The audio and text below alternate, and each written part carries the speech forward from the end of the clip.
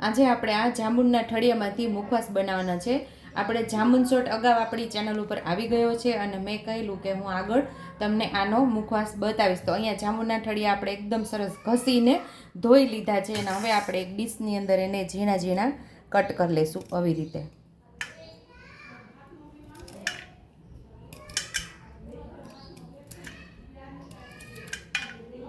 આવી રીતે આપણે બધા ઠળિયાને કટ કરી લેવાના છે। જે છાલનો ભાગ નીકળે એને આપણે કાઢી લેવાનો છે। તો આવી રીતે આપણે એને કટ કરી લઈશું।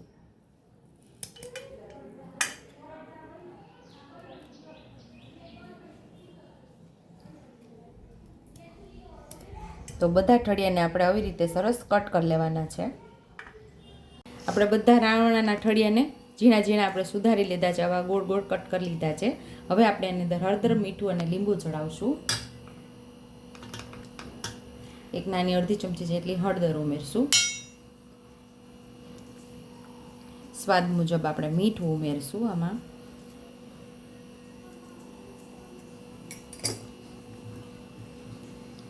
અડધું આપણે લીંબુ નીચવી દઈશું, નાનું લીંબુ છે।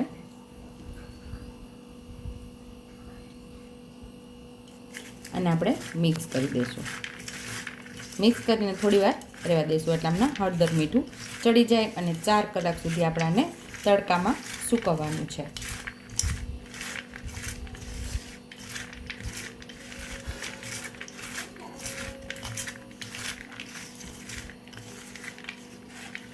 આપણે આને રહેવા દઈશું થોડી વાર।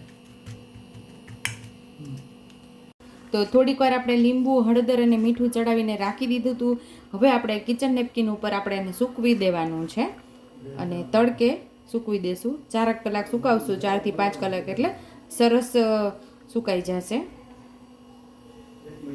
તો અહીંયા આપણે જે રાવણાના બિયાને આપણે સરસ સુધારી અને હળદર, મીઠું ચડાવી અને રાખેલા એ સરસ સુકાઈ ગયા છે। 4 થી 5 કલાક આપણે તડકામાં સુકાવવાના। તો મસ્ત એવા કડક થઈ ગયા છે। તો હવે આપણે આને શેકી લેવાના છે। અહીંયા આપણે 1 ચમચી દેશી ઘી ઉમેરશું।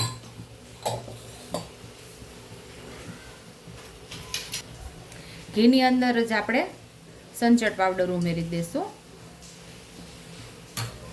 પછી આપણે આ જાંબુના ઠળિયા ઉમેરી દઈશું જે આપણે સુધારીને રાખેલા છે મુખવાસ માટે। આ મુખવાસ ડાયાબિટીસ વાળા માટે તો એકદમ બેસ્ટ છે। જાંબુના ઠળિયાનો તમે મુખવાસ પણ કરી શકો છો, આની ફાંકી પણ તૈયાર કરી શકો છો।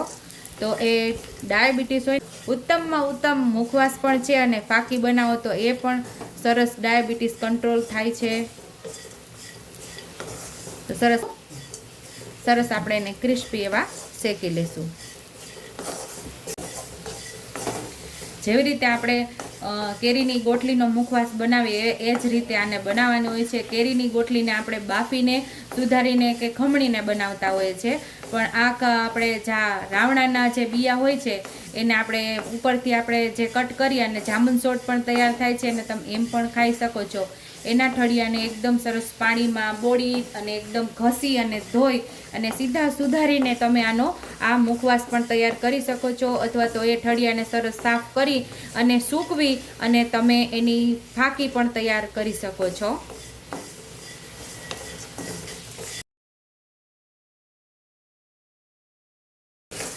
તો આપણો મુખવાસ અહીંયા એકદમ સરસ ક્રિસ્પી એવો થઈ ગયો છે।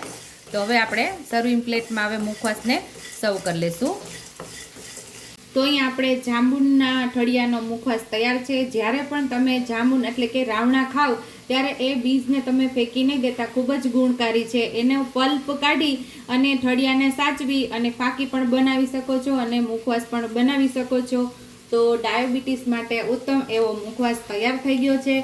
જો તમને મારી રેસીપી પસંદ આવી હોય તો મારી રેસીપીને લાઈક કરજો, શેર કરજો, સબસ્ક્રાઈબ કરજો, હાઈપ કરજો, બેલ આઇકોનને દબાવતા ભૂલતા નહીં અને કમેન્ટ બોક્સમાં કમેન્ટ કરજો કે મારી રેસીપી કેવી લાગી। તો આવજો।